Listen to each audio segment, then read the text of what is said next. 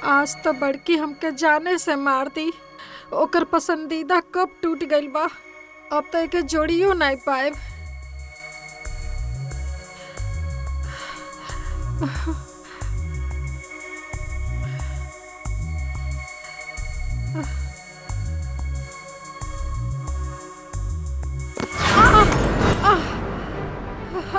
बहुत छोड़ दा। बहु माफ कर दो, गलती हो गई हमरा से। बहुत आर हाथ जोड़ा तनी, छोड़ दो हमके। बहु बहुत दर्द होता, छोड़ दो हमके।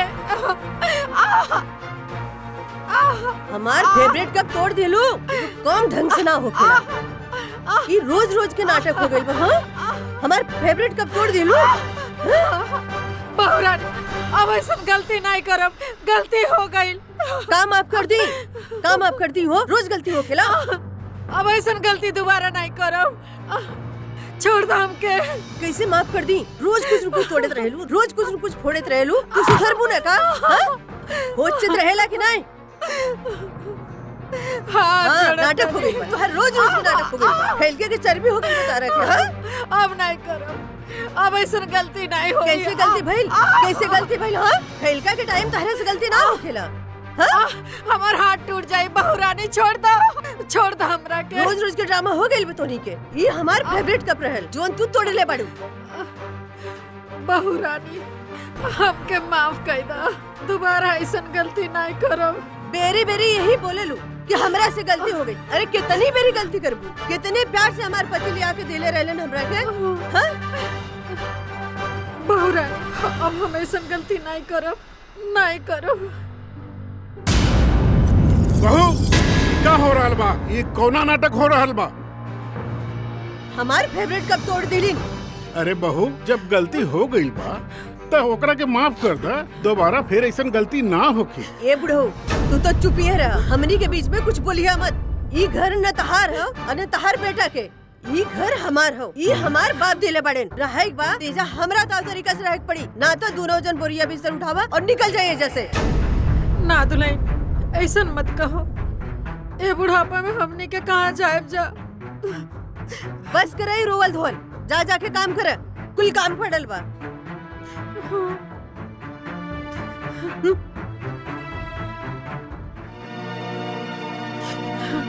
दुलारी, अब रौरे तो कुछ भी मत बोलो। मत रो दुलारी, मत रो। शायद हमनी के किस्मत में यही दिन देखे के रहल। हम किस्मत का तो नहीं खी जानत, लेकिन इतना जरूर जानत नहीं कि जौन कुछ भी होता ना, सिर्फ रौरे वजह से होता। हमरा के ही दिन देखे के पड़ल बा, सिर्फ रौरे वजह से, सिर्फ रौरे वजह से। ए दुलारी, अरे हमरा के माफ कर दे रे।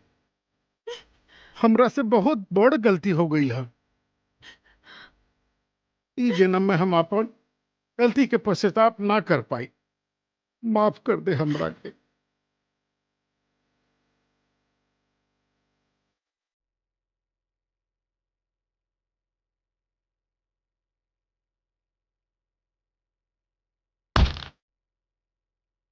दुलारी, बहुत बड़ गलती हो गई।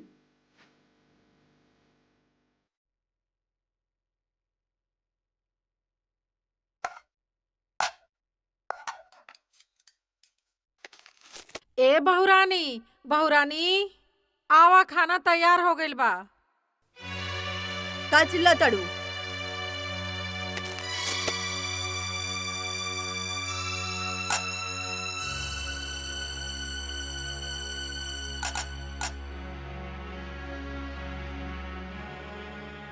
ला। बहुरानी, एगो बात कही, ओ अरुण जी के बाबूजी के ना पेट नहीं भरेला इतना में, 2 पूड़ी और ही दे दे तू। केकरा कितना जरूरत बा ना हमरा पता बा। ज्यादा खा खा के ना लोगन के पेट निकल जाए तो हमरे माथा पे चूरी फिर जा लेके। तू ज्यादा चिंता मत करल करा, केकरा कितना चाहिए। हाँ।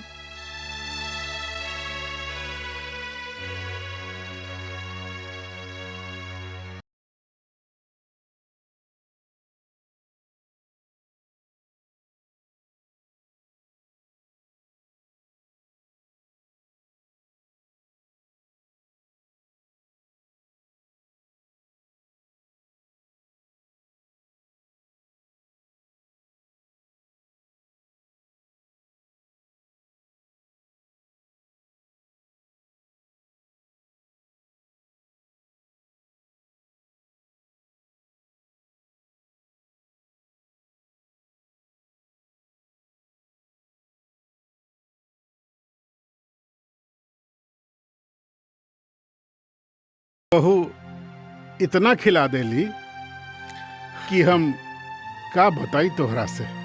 हाँ उ त इतना खाना परोस देली ना कि खानवा देख के पेट भर जाला। बाबूजी माई आप लोग मुंह से नाम शीला के बुराई कबो नहीं की सुन ले। शीला बहुत ख्याल रखेले आप सबके, हम लोग भी रखेले। जब से ब्याह भइल हम टेंशन फ्री रहनी, यहाँ तक कि घर के सारा काम काज संभाल लेवेले। यही से हम बाहर के सारा काम आराम से कर लेवेली। भगवान सब कैसे मेहर देवे। ली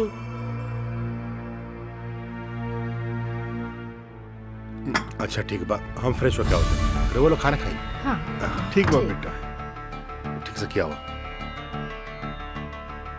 एक बात कान खोल के दिमाग में बिठा लो, अपना बेटा के सामने ना ज्यादा होशियारी मरबू ना, जोन दुई गो पूड़ी मिलत है ना वो मिलल बंद हो जाई। और हाँ खा ला, खा के 2 कप चाय बना के दे दो।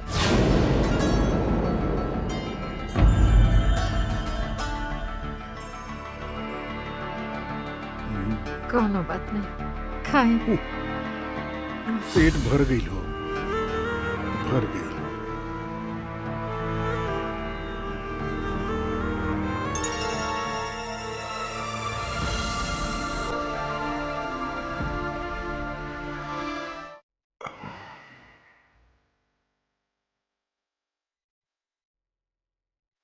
का जी का हो गई? कैसे दौरा टेंशन में बानी? कुछ ना, बस ऐसे ही। ठीक बा, कुछ नहीं के भाई तो आराम करी। पता ना कहाँ ऐसा लगा था कि माई बाबूजी लोग एजा खुश नहीं थे। बड़ा हड़बड़ाई लगा था। वो का है रह जा तो सब अपने भी उनकर, और उनकरा के डर कैसन?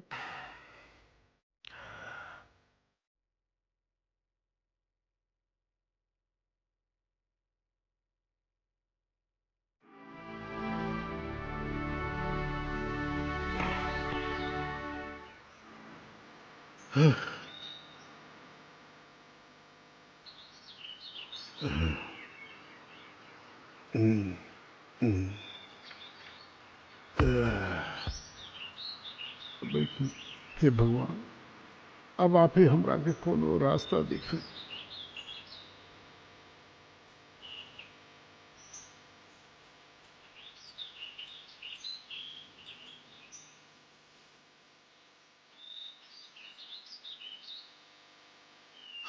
अरुण के बाबूजी, अरुण के बाबूजी।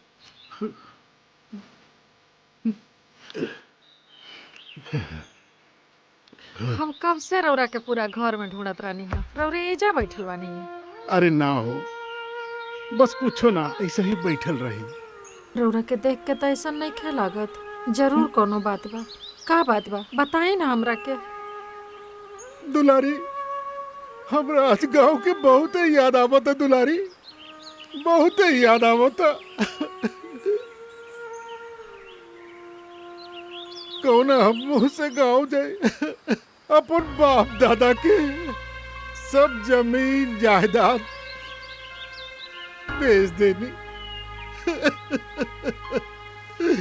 जमीन जायदाद के टीस रे दिल में बाटे का? हाँ हो, बहुत बाटे। जहाँ हम पैदा भइनी वही जे के सब जमीन के हम सौदा कर देनी रे दुलारी, सौदा कर देनी। हमरा से एगो बात सच सच बताई, का रौर गलती रहे में? रौरे गलती कहीं नहीं। हाँ हो, सब गलती हमरे रहे। और वो बरून असीला गांव जा करके हमरा पैर पर के रो करके कहत रहे कि हम शहर में जा करके रउआ लोग से अकेले हम अलग ना रह सकीला। ओकरा ही मीठा मीठा बात में हम भरमा गई नी रे दुलारी, भरमा गई नी रे। और सारा जमीन जायदाद हम बेच देनी। सोचनी शहर जाके हमने बहुत बहुत सुख से रहा, बाकी हमार दिल से पूछा कि हमनी दोनों एजा अरे कितना सुखी बानी रे, कितना सुखी बानी।